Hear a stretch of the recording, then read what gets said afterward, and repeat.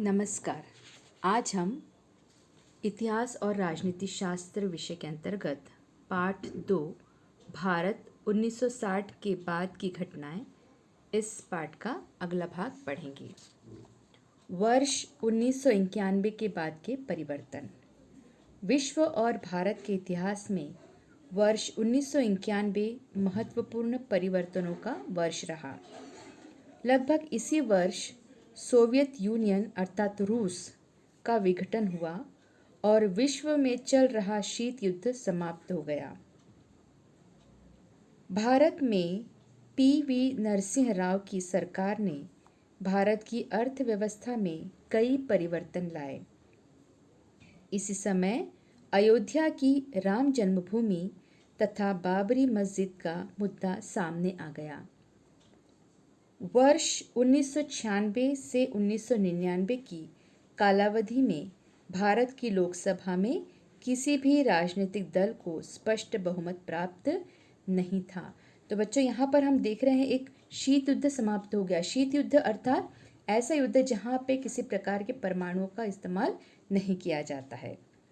अतः इस कालावधि में अनेक प्रधानमंत्री सत्ता में आए हुए दिखाई देते हैं। उनमें अटल बिहारी वाजपेयी, एच.डी. देवगौड़ा और इंद्र कुमार गुजराल थे। आप यहाँ पर अटल जी का चित्र देख पा रहे हो। अंततः वर्ष 1999 में भारतीय जनता पार्टी के नेतृत्व में राष्ट्रीय जनतांत्रिक गठबंधन सत्तासीन हुआ और अटल बिहारी वाजपेयी भारत के प्रधानमंत्री बने। अटल बिहारी वाजपेयी ने पाकिस्तान के साथ बातचीत करने का प्रयास किया, परंतु सफलता नहीं मिली। आपको हम बार बार बता रहे बेटा कि आप जो इस समय समाचार देखते हो, यही घटनाएं हमको बार बार देखने के लिए मिलती है। तो अटल जी जो थे, उन्होंने प्रयत्न किया कि वे पाकिस्तान के साथ में बातचीत का प्रयास करें, लेकिन इनमें उनको सफलता प्राप्त नहीं हुई थी। वर्ष 1998 में भारत ने और भी परमाणु परीक्षण का स्वयं को परमाणु अस्त्रधारी राष्ट्र के रूप में घोषित किया। यहाँ पर हम देखते हैं कि अटल बिहारी वाजपेयी ने पाकिस्तान के साथ बातचीत करने का प्रयास किया, परंतु सफलता नहीं मिली। वर्ष 1998 में भारत ने और भी परमाणु परीक्षण कर स्वयं को परमाणु अस्त्रधारी राष्ट्र के रूप में घोषित किया। परमाणु अस्त्र जहाँ पर हमने नई नई खोज की है, वहाँ पर भारत भी परमाणु अस्त्र बनाने में पीछे नहीं रहा और उसने बार बार परमाणु परीक्षण कर स्वयं को साबित किया कि हम भी किसी से कम नहीं है, हमारा भी देश एक विकसित देश है। वर्ष 1999 में कश्मीर के मुद्दे पर फिर एक बार भारत और पाकिस्तान के बीच में कारगिल में युद्ध हुआ और ये जो घटनाएं हम पढ़ रहे हैं बच्चों, ये आप न्यूज़ में बार बार देख रहे हो। आपने समाचार में बहुत ही अच्छी तरीके से देखा है कि कारगिल जगह कौन सी है, कहाँ पर है और वहाँ पर जो सैनिक तैनात है किस तरह की मशक्क़त करते हैं और अपने देश की रक्षा के लिए बलिदान भी हो जाते हैं। तो ये जो युद्ध है आसानी से हम नहीं जीते, इसके लिए कई जवान शहीद हुए हैं। तो यहाँ पर भारत और पाकिस्तान के बीच में कारगिल में युद्ध हुआ और इस युद्ध में भी भारत ने पाकिस्तान को पराजित किया और इस युद्ध में जो कारगिल का युद्ध था, वहाँ पर भारत ने बड़ी जीत हासिल करी पाकिस्तान को हराकर और भारत ने पाकिस्तान को हरा दिया और जीत हासिल की। अब हम पढ़ेंगे भारत की अर्थव्यवस्था। स्वतंत्रता प्राप्ति के बाद से अर्थव्यवस्था का आधुनिकीकरण, आर्थिक आत्मनिर्भरता और सामाजिक न्याय के साथ साथ समाजवादी ढांचा भारतीय अर्थव्यवस्था की विशेषता रही है। उद्योगों की स्थापना कर भारत को आधुनिकीकरण और आत्मनिर्भरता को साध्य करना था। यहाँ पर हम देखते हैं कि जो भारत है, अगर वो कुछ प्रगति करना चाहता है तो सबसे पहले अगर हमारी जनसंख्या देखें तो काफ़ी सारी है और इसी के लिए यहाँ पर उद्योग धंधे आरंभ करना बेहद ज़रूरी था और उसके कारण क्या हुआ, देश आगे बढ़ता चला गया क्योंकि रोजगार जो थी लोगों को मिलने लगा था और एक आधुनिक भारत की तरफ भारत बढ़ रहा था और आधुनिकता के साथ साथ वो आत्मनिर्भर भी हो रहा था। अर्थात जो खर्चा है या जो कमी उसको पूरी करना है तो वो स्वयं ही कर पा रहा था। और इसके लिए हम देखते हैं कि जो अर्थव्यवस्था है उसको संभालने के लिए भारत ने सबसे पहले क्या किया, उद्योगों की स्थापना की, उनका आधुनिकीकरण किया और देश को और देश के युवाओं को आत्मनिर्भर बनाया। सामाजिक न्याय पर आधारित अर्थव्यवस्था को नियोजन द्वारा अस्तित्व में लाना था। अतः योजना आयोग का गठन किया गया और पंचवर्षीय योजना को प्रारंभ किया गया। जो 5 वर्ष की योजना थी उसे प्रारंभ किया गया। वर्ष 1991 में नरसिंह राव की सरकार ने आर्थिक सुधारों को कार्यान्वित करना प्रारंभ किया। इन आर्थिक सुधारों को आर्थिक उदासीकरण कहते हैं।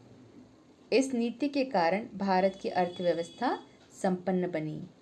भारत में विदेशी निवेश में वृद्धि हुई। उद्योग विज्ञान क्षेत्र के कुशल भारतीय व्यवसायियों ने भारतीय अर्थव्यवस्था को सुधारने हेतु सहयोग दिया। सूचना एवं प्रौद्योगिकी क्षेत्र के उद्योगों ने रोजगार के नए अवसर प्रदान किए। वर्ष 1991 के पश्चात हुए इन परिवर्तनों का वर्णन वैश्वीकरण के रूप में भी किया जाता है। और यहाँ पर हम देखते हैं कि जो देश है, वैश्वीकरण मतलब सीमित रहकर ही भारत नहीं रह गया, लेकिन विश्व के साथ में उसने क्या किया, उद्योग प्रारंभ किया, वैश्वीकरण किया और अपनी जो सीमा थी उसको बढ़ाकर विश्व स्तर तक वो ले गया।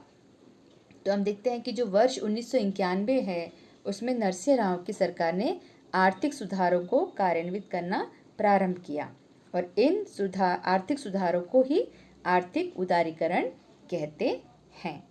अब हम देखेंगे यहाँ पर कि विज्ञान एवं प्रौद्योगिकी, बोलते ना साइंस एंड टेक्नोलॉजी, तो है विज्ञान एवं प्रौद्योगिकी। भारत ने आत्मनिर्भर बनने के लिए जो प्रयास किए उनमें 2 महत्वपूर्ण घटनाओं का समावेश किया जा सकता है। वर्ष 1965 में प्रारंभ हुई हरित क्रांति के जनक डॉक्टर MS स्वामीनाथन थे। उन्होंने नवीन वैज्ञानिक तकनीकी का उपयोग कर खाद्यान्न उत्पादन में वृद्धि की। डॉक्टर वर्गीस कुरियन द्वारा दूध उत्पादन क्षेत्र में चलाए गए सहकारिता आंदोलन के प्रयोग से भारत में दूध का उत्पादन बड़ी मात्रा में बढ़ा। इसी को धवल क्रांति भी कहते हैं। यहाँ पर हमने 2 शब्द देखा है, एक है हरित क्रांति और दूसरा धवल क्रांति। तो यहाँ पर जो अनाज है उसकी वृद्धि कैसे करना, खाद्यान्न कैसे उत्पादन उसमें वृद्धि करना, इसके लिए हमने देखा कि हरित क्रांति का उपयोग किया गया और धवल क्रांति, धवल मतलब सफ़ेद, और सफ़ेद जो दूध का रंग है सफ़ेद रंग का होता है और इसीलिए जो आंदोलन किया गया सहकारिता आंदोलन के प्रयोग से भारत में दूध का उत्पादन बड़ी मात्रा में बढ़ा, क्योंकि भारत कृषि प्रधान देश है। तो यहाँ पर जो दूध का उत्पादन बढ़ा और यही उत्पादन धवल क्रांति कहलाता है। भारत में परमाणु ऊर्जा और अंतरिक्ष अनुसंधान के क्षेत्रों में भी बहुत उन्नति कर ली है। डॉक्टर होमी भाभा ने भारत में परमाणु ऊर्जा कार्यक्रम की नींव रखी और हम देखते हैं कि हरित क्रांति में देश आगे बढ़ा, धवल क्रांति में देश आगे बढ़ा और उसी के साथ साथ जो परमाणु अनुसंधान थे अंतरिक्ष में जो हो रहे थे उसमें भी क्या किया, भारत ने आगे बढ़ता चला गया। डॉक्टर होमी भाभा भारत में परमाणु ऊर्जा कार्यक्रम की उन्होंने नींव रखी। परमाणु ऊर्जा का उपयोग बिजली निर्माण, औषधियाँ और रक्षा जैसे शांतिपूर्ण उद्देश्यों के लिए करने पर भारत ने सदैव बल दिया। जो परमाणु ऊर्जा थे, अगर हम देखेंगे कि विज्ञान जितना लाभदायक उतना हानिकारक भी, लेकिन उसका इस्तेमाल हम कैसे करें ये हम पर निर्भर करता है। तो जो भारत है उसने परमाणु ऊर्जा का उपयोग किसके लिए किया, पहला तो बिजली बनाने के लिए किया, औषधि के लिए किया और रक्षा, ये 3 चीज़ों के लिए भारत ने परमाणु ऊर्जा पे बल दिया और उसका इस्तेमाल उसने किया। भारत ने अंतरिक्ष प्रौद्योगिकी में भी ठोस कार्य किया। वर्ष 1975 में पहला उपग्रह आर्यभट्ट अंतरिक्ष में प्रक्षेपित किया गया। आज भारत के पास एक सफल अंतरिक्ष योजना है। इसके अंतर्गत अनेक उपग्रह अंतरिक्ष में छोड़े गए हैं। दूर संचार क्षेत्र में भी उन्नति हुई है। तो भारत ने हरित क्रांति की, धवल क्रांति की, परमाणु ऊर्जा का निर्माण किया और साथ ही साथ अंतरिक्ष में अपने उपग्रह भी उन्होंने छोड़े हैं और दूर संचार जो है उसमें भी उन्नति की है। और इस तरीके से भारत जो है निरंतर प्रगति के पथ पर आगे बढ़ते ही जा रहा है और अपने देश में जो प्रगति हो रही है वो वाकई में काबिले तारीफ है। सामाजिक क्षेत्र में परिवर्तन, अब हम इस मुद्दे को देखेंगे। इसी कालावधि में भारत के सामाजिक क्षेत्र में भी कई महत्वपूर्ण परिवर्तन हुए हैं। उनमें से कुछ परिवर्तन महिलाओं के सशक्तिकरण की समस्याओं से संबंधित है, तो कुछ उपेक्षित घटकों की उन्नति हेतु स्वीकार की गई नीतियों से संबंधित है। यहाँ पर हम देखते हैं कि भारत को अगर आगे बढ़ाना है तो महिला सशक्तिकरण की आवश्यकता पड़ेगी और साथ ही साथ जो उपेक्षित घटक है उनके ऊपर भी हमको ध्यान देना ही होगा और तब हम उन्नति हुई है ऐसा मान सकते हैं। फलतः वर्ष 1985 में मानव संसाधन विकास मंत्रालय के अंतर्गत महिला और बाल विकास विभाग का गठन किया गया। महिला और बाल विकास, महिला मतलब महिलाओं का सशक्तिकरण और बाल विकास के अंतर्गत जो छोटे बच्चे जो उपेक्षित हो रहे थे उनकी सुविधा के लिए, उनकी सुरक्षा के लिए इस महिला और बाल विकास विभाग का गठन किया गया। महिलाओं को सामाजिक न्याय का आश्वासन मिले और योजनाओं के कार्यान्वयन को सहायता प्राप्त हो। इस उद्देश्य को लेकर जो कानून बनाए गए उनमें दहेज प्रतिबंध कानून, समान वेतन कानून का समावेश था। 73वें और 74वें संविधान संशोधन द्वारा स्थानीय शासन संस्थाओं में महिलाओं के लिए आरक्षित स्थान रखे गए। संविधानकारों को लगा था कि जाति व्यवस्था के कारण भारतीय समाज के वर्गों समूह को प्रतिष्ठा और समान अवसरों से वंचित होना पड़ेगा। इस समस्या का हल ढूंढने के लिए वर्ष 1953 में काका साहेब कालेलकर आयोग की स्थापना की गई। वर्ष 1978 में बीपी मंडल की अध्यक्षता में अन्य पिछड़े वर्गों की समस्याओं पर विचार के लिए एक आयोग गठित किया गया। विविध सेवाओं और संस्थाओं में पिछड़ी जाति के वर्गों को उचित प्रतिनिधित्व उपलब्ध करा देने के लिए आरक्षण की नीति को स्वीकार किया गया। अनुसूचित जाति एवं जनजाति के लोग उच्च वर्गों द्वारा की जाने वाली हिंसा, भय और दमन तंत्र से मुक्त रहकर प्रतिष्ठा और आत्मसम्मान के साथ जी सकें, इसके लिए 1990 में सरकार ने अत्याचार विरोधी एट्रोसिटी, जिसे कहते हैं एट्रोसिटी कानून पारित किया। अब हम देखेंगे वैश्वीकरण। वैश्वीकरण के कारण अर्थनीति, राजनीति, विज्ञान एवं प्रौद्योगिकी, समाज एवं संस्कृति जैसे सभी क्षेत्रों में अनेक परिवर्तन हुए। उनमें से कुछ परिवर्तनों की चर्चा उपयुक्त परिच्छेद में की है। वैश्विक स्तर पर भारत सभी क्षेत्रों में महत्वपूर्ण देश के रूप में उदित हुआ। भारत G20 और ब्रिक्स BRICS, इसका अर्थ है B से बनता है ब्राज़ील, ब्राज़ील का B है, R Russia, I India, C China and C जो है साउथ अफ्रीका जैसे अंतर्राष्ट्रीय संगठनों का एक महत्वपूर्ण सदस्य देश है। भारत ने दूरसंचार प्रौद्योगिकी क्षेत्र में हुई एक महत्वपूर्ण क्रांति को अनुभव किया है। संपूर्ण भारत में भ्रमण ध्वनि, मोबाइल जिसे कहते हैं भ्रमण ध्वनि, और अंतरजाल अर्थात इंटरनेट सेवाओं तथा उपग्रह पर आधारित दूरसंचार सेवाओं का जाल फैला हुआ है। राजनीति क्षेत्र में भी स्थिर लोकतंत्र किस प्रकार सफलतापूर्वक कार्य कर रहा है, इसे भारत ने पूरे विश्व को दिखा दिया है। इसका परिणाम यह हुआ कि भारतीय लोगों के और विशेष रूप से युवाओं की जीवन शैली में बहुत बड़ा परिवर्तन हुआ है। ये परिवर्तन उनकी भोजन की आदतों, वेशभूषा, भाषा, मान्यताएं द्वारा दिखाई देते हैं। तो बच्चों, यहाँ पर हम देखते हैं कि जो हमारा भारत है, जो भ्रमण जाल संपूर्ण भारत में फैल गया है आज मोबाइल और इंटरनेट। अगर आज हम जो पढ़ाई कर रहे हैं वो भी आप मोबाइल पर हो और इंटरनेट के ज़रिए ही आप पढ़ पा रहे हो, तो ये एक जाल सा बिछ गया है। और इसके द्वारा जो है, जो युवाओं हैं उनमें परिवर्तन आया है, उनकी सोच में परिवर्तन आया है, उनकी वेशभूषा में, भाषा, आदतें बदलती जा रही है और देश जो है दिन प्रतिदिन विकसित होता जा रहा है।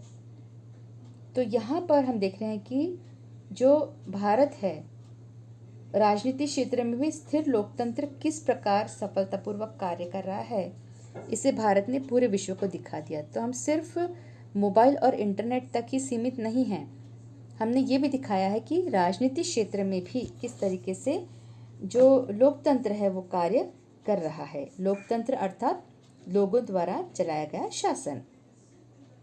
तो इसका परिणाम यह हुआ कि भारतीय लोगों के और विशेष रूप से युवाओं की जीवन शैली में बहुत बड़ा परिवर्तन हुआ है। आज हम देखते हैं कि पहले के जैसे युवा नहीं हैं, आज उनकी सोच बदल गई है, उनकी भाषा में बदलाव आया है, उनकी वेशभूषा बदल गई है। तो ये जो है बताता है कि देश जो है प्रगति कर रहा है, विकसित हो रहा है। और उसी प्रकार जो भारत है, जो उसने G20 में भी अपना स्थान रखा है, वो उस देश का सदस्य वो बन गया है। और ब्रिक्स जो हमने कहा BRICS अर्थात Brazil, Russia, India, China, south Africa जैसे अंतर्राष्ट्रीय संगठनों का एक महत्वपूर्ण सदस्य देश है भारत। तो भारत कहीं भी किसी से भी किसी भी देश से कम नहीं है। और उसी के साथ साथ जो दूर संचार प्रौद्योगिकी क्षेत्र में भी उसने बहुत ज़्यादा क्रांति कर ली है, अर्थात जो विज्ञान का क्षेत्र है तो वो भी भारत का बढ़ते जा रहा है। तो भारत सभी पहलुओं से आगे बढ़ रहा है, चाहे वो सामाजिक हो, चाहे वो राजनीतिक हो, चाहे वो आर्थिक हो, चाहे वो वैश्वीकरण की बात हो, या फिर कहिए कि अंतरिक्ष की बात हो। तो हर जगह पर भारत आगे बढ़ रहा है। उसने इतनी प्रगति की है कि उसने अपने उपग्रह भी प्रक्षेपित किया है। जैसे हमने देखा कि वर्ष 1975 में पहला उपग्रह आर्यभट्ट अंतरिक्ष में प्रक्षेपित किया था भारत ने। और आज भारत के पास एक सफल अंतरिक्ष योजना है। कोई भी कार्य करने के लिए एक योजना की ज़रूरत पड़ती है, और योजना तभी बनती है जब हम इसे करना चाहते हैं। तो वो एक इच्छा है, एक जो पहल है भारत की, और उसने बहुत सुंदर योजना बना रखी है कि किस तरीके से हम जो है अंतरिक्ष में अपने प्रक्षेपास्त्र जो है छोड़ेंगे और अपने देश को और अधिक ऊंचा नाम देंगे। तो इसके अंतर्गत अनेक उपग्रह अंतरिक्ष में छोड़े गए। दूरसंचार क्षेत्र में भी उन्नति हुई है। तो हम देखते हैं कि भारत जो है दिन प्रतिदिन एक नई नई प्रगति करता जा रहा है। हर क्षेत्र में उसने प्रगति की है। और फिर इसी के साथ साथ भारत ये भी जानता है कि अगर वो साइंस एंड टेक्नोलॉजी से जुड़ी हुई बातों में प्रगति कर रहा है तो साथ साथ में समाज में प्रगति करना भी आवश्यक है। और समाज की प्रगति में निश्चित ही महिलाएं और बच्चे भी शामिल है। तो उन्होंने महिलाओं को सशक्तिकरण की जो समस्या है उससे संबंधित जो है उनको सुरक्षा का वादा किया है और वो दे रहा है। उसी प्रकार जो बालक है, छोटे बच्चे, सर्वांगीण विकास उनका होना चाहिए। और इसी के लिए उनको बाल मजदूरी आज हम देखते हैं कि बंद हो गई है। या फिर हम देखते हैं कि बच्चों को शिक्षित करना अति आवश्यक है, और इसके लिए सरकार ने अनेक प्रकल्प, अनेक योजनाएं बनाई हैं, उपक्रम बनाए हैं ताकि हर बच्चा पढ़ सके। ये उसका अधिकार सरकार ने समझा है, और जो बचपना है उसका छीना न जाए, लेकिन वो जो है दिन पर दिन शिक्षित होकर बढ़े और अपने देश को भी क्या करे, आगे बढ़ाए। और इस तरीके से अलग अलग जो है बातें उसमें जो हमारा देश है बढ़ता ही जा रहा है। फिर 73वें 74वें संविधान संशोधन द्वारा स्थानीय शासन संस्थाओं में महिलाओं के लिए आरक्षित स्थान भी रखा गया है ताकि महिलाएं जो है वो कहीं भी किसी से कम न हो, राजनीति में भी वे सहभागी हो सकते हैं। फिर उसी के अंतर्गत जो भारत है उसने हरित क्रांति जो है वर्ष 1965 में प्रारंभ हुई हरित क्रांति के जनक जो थे, जिनका नाम था हरित क्रांति के जनक डॉक्टर MS स्वामीनाथन, उन्होंने नवीन वैज्ञानिक तकनीक का उपयोग कर खाद्यान्न उत्पादन में वृद्धि की। उन्होंने बताया कि खाद्यान्न की नई नई जो है तकनीकी किस तरीके से हो सकती है कि अच्छा खाद्यान्न और जो पौष्टिक हो, जो तंदुरुस्त रखने वाला हो, किस तरीके से उसको हम बना सकते हैं, और इसके लिए उन्होंने पहल की और उसी क्रांति को कहते हैं हरित क्रांति। फिर है डॉक्टर वर्गीस कुरियन, इन्होंने दूध उत्पादन क्षेत्र में चलाए गए सहकारिता आंदोलन के प्रयोग से भारत में दूध का उत्पादन बड़ी मात्रा में बढ़ा और इसी को धवल क्रांति भी कहते हैं। तो हम देखते हैं कि यहाँ पर हरित क्रांति हुई भारत में, धवल क्रांति हुई और उसी प्रकार भारत में परमाणु ऊर्जा और अंतरिक्ष अनुसंधान के क्षेत्रों में भी बहुत उन्नति कर ली है। डॉक्टर होमी भाभा ने भारत में परमाणु ऊर्जा कार्यक्रम की नींव रखी। परमाणु ऊर्जा का उपयोग बिजली निर्माण, औषधियाँ और रक्षा जैसे शांतिपूर्ण उद्देश्यों के लिए करने में भारत सदैव बल देता है और उसने बल दिया है और निरंतर वो इस खोज में है कि किस तरीके से भारत को और प्रगतिशील बनाया जाए। और यहाँ पर हम देखते हैं कि जो परमाणु ऊर्जा है उसका सही इस्तेमाल भारत ने किया है बिजली बनाने के लिए, औषधियाँ बनाने के लिए और रक्षा के लिए, स्वयं की रक्षा के लिए, देश की रक्षा के लिए उसने परमाणु ऊर्जा का इस्तेमाल किया है। और इस तरीके से भारत जो है निरंतर प्रगति के पथ पर बढ़ रहा है। फिर साथ ही जो उसकी अर्थव्यवस्था है, भारत की अर्थव्यवस्था स्वतंत्रता प्राप्ति के बाद से अर्थव्यवस्था का आधुनिकीकरण, आर्थिक आत्मनिर्भरता और सामाजिक न्याय के साथ साथ समाजवादी ढांचा भारतीय अर्थव्यवस्था की विशेषता रही है। और यहाँ पर हम देखते हैं कि खास बातें आज़ादी के बाद तो क्या हुआ, तो अर्थव्यवस्था का आधुनिकीकरण, जो अर्थव्यवस्था थी आधुनिकीकरण कैसे हुआ कि जो भारत के क्षेत्र है वहाँ पर उद्योगों का निर्माण किया गया। उद्योगों के कारण जो लोग हैं उनको नौकरियाँ मिल पाई, नौकरियाँ मिल पाने से उन्होंने पैसे अर्जित किए और जो अर्थव्यवस्था थी वो मजबूत बनते चले गई। और इसके बाद जो देश है उसने उसे और मजबूत करने के लिए नई नई तकनीकी का निर्माण किया, नए नए उद्योग धंधे निकाले, नई नई मशीनों का आविष्कार किया और इस तरीके से जो आधुनिकीकरण किया, नवीनता उसमें लाई और उसके कारण देश की अर्थव्यवस्था में सुधार आ गया।